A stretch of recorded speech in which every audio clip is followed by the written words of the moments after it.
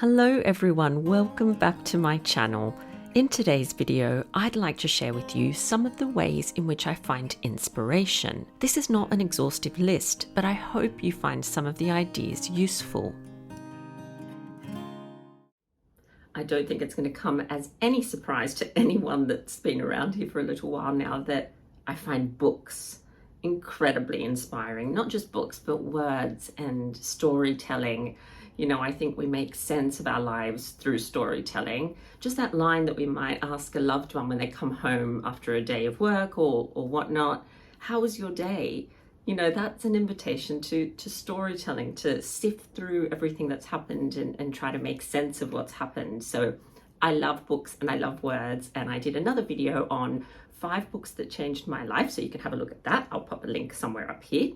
And I also have a video planned about some books that felt like time travel. So that one's coming up. So there's always lots of bookish content around here, but I find books incredibly inspiring. And what I wanted to do today is share 3 with you that I'm kind of dipping in and out of at the moment. So I love books that are anthologies. I love those that are like daily entries that you can read one entry a day. It's not too overwhelming. You can do it in the morning or the evening. So I wanted to share 3 that I'm currently dipping in and out of. The first one is this book. It's called Secret Voices, and it was edited by Sarah Gristwood. So a year of women's diaries. Now this is exactly what I'm talking about, this sort of thing I love.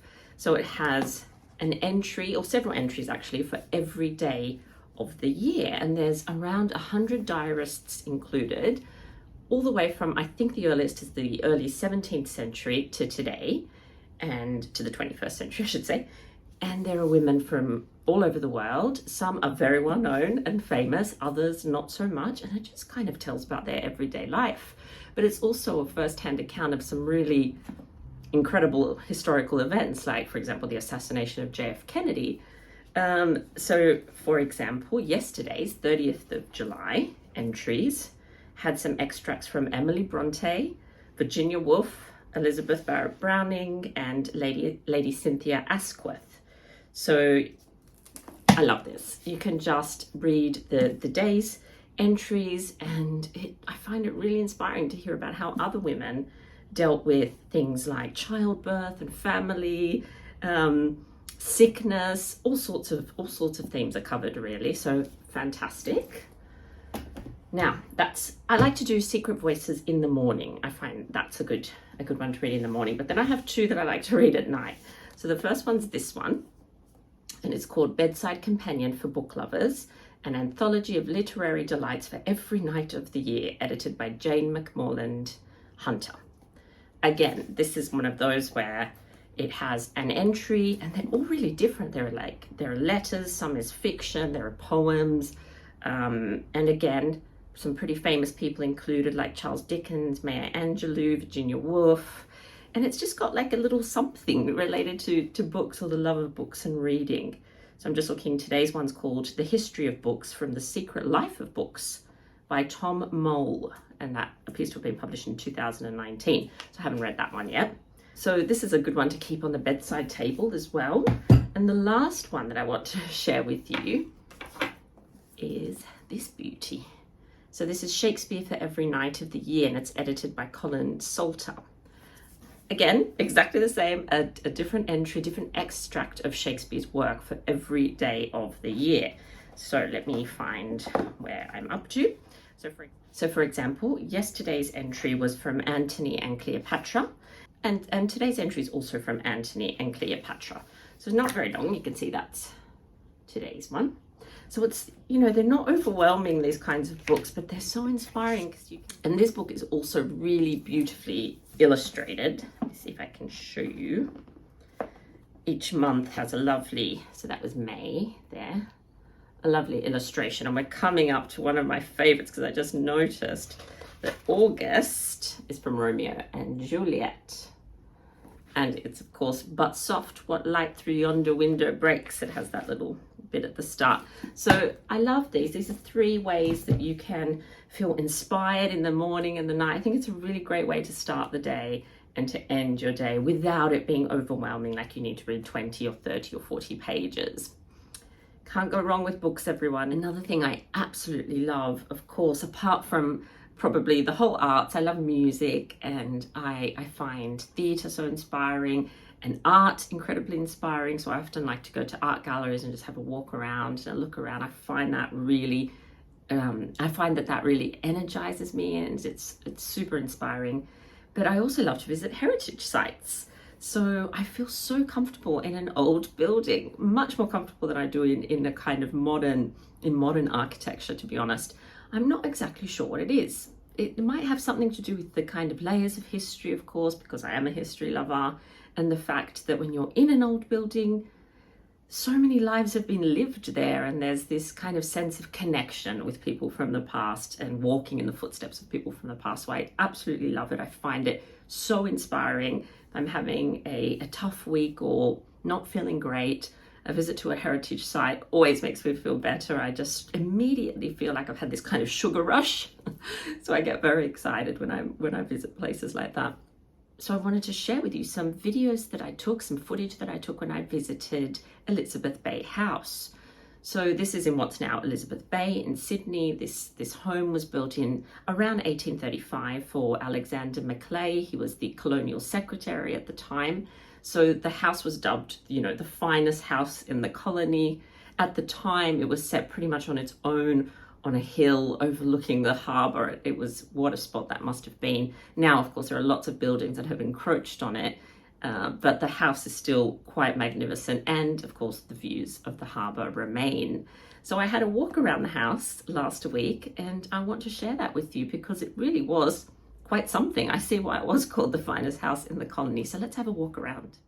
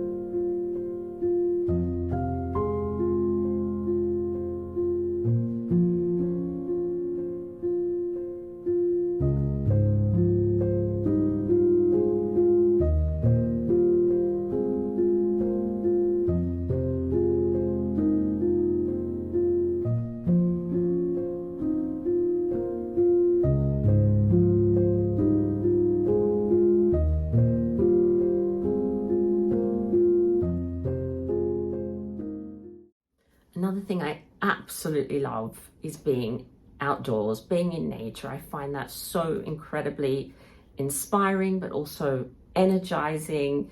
You know, it's one of those things that immediately makes me feel better if I'm not feeling that great, or if I'm recovering from an illness or something like that, where you just need a kind of energy boost.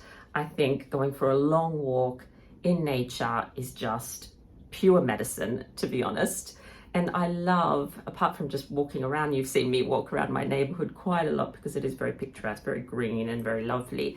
But I also love going to the beach for walks.